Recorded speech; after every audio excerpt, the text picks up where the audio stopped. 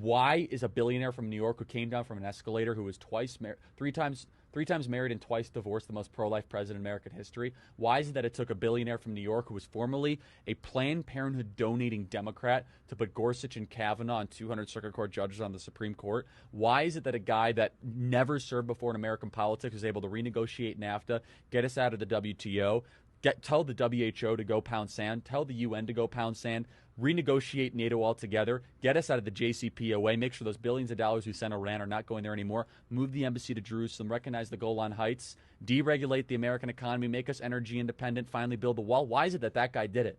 It's because every single other person that preceded him besides President Reagan was part of the problem.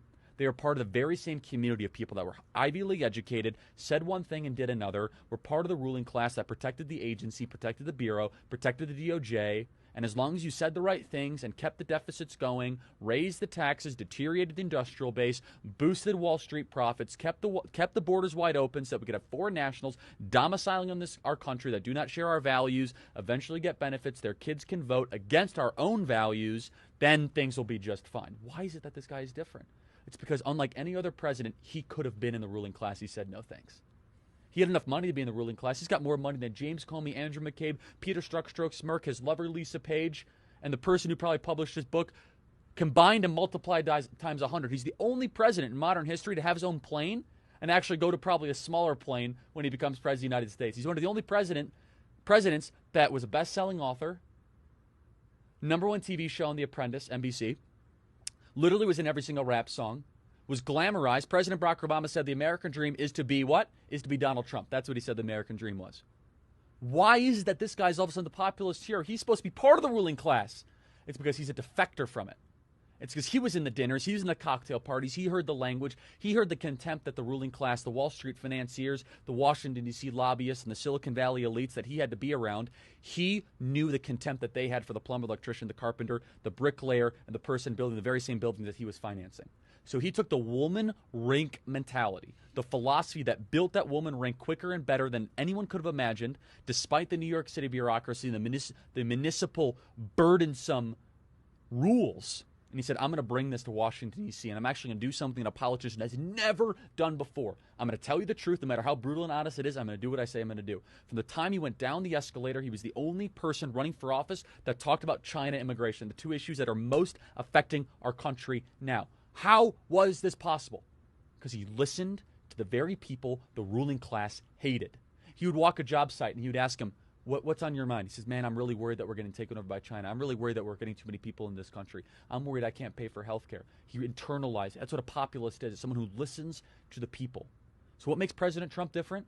This is a president who didn't need his job. He's the only president in American history who's going to be poorer after becoming president than before. He's not going to sign a book deal big enough to possibly make up for the gains. His son, investigated by every single authority imaginable, from Bob Mueller to the House Intelligence Committee to Adam Schiff to the Federal Bureau of Investigation, after being set up for that very same meeting.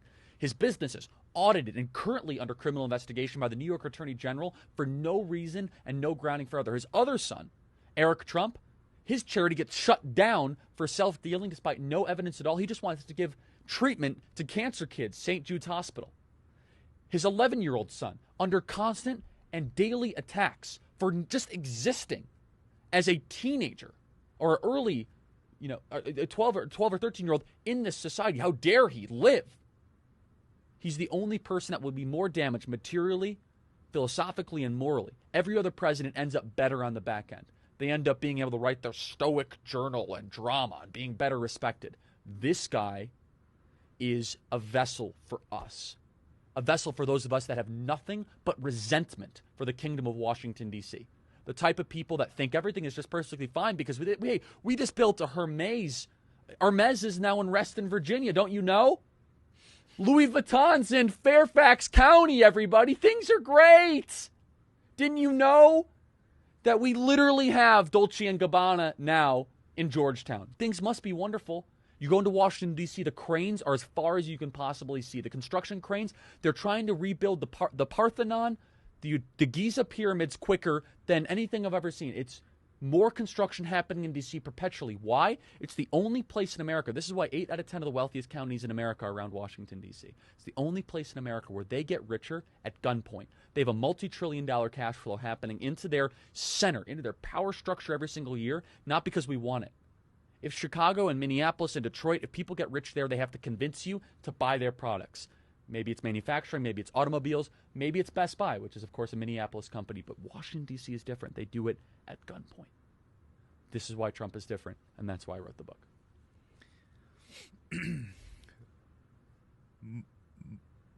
Market. Ladies and gentlemen, you will not hear a better argument for the President of the United States than that 2.5 minutes right there. Cut it, mark it, drop it in. Are you a leftist? Are you communist? Are you Marxist? Are you super right wing? Doesn't matter. You can't disagree with that. That is the best argument you will ever hear, condensed, distilled like a proof alcohol into why Charlie Kirk believes in this president. And so if you're looking, look no further. That 2-minute clip right there. Well, Cut thank you. it. Email us, freedom@charliekirk.com. Here's one for you. Thank you, Benny.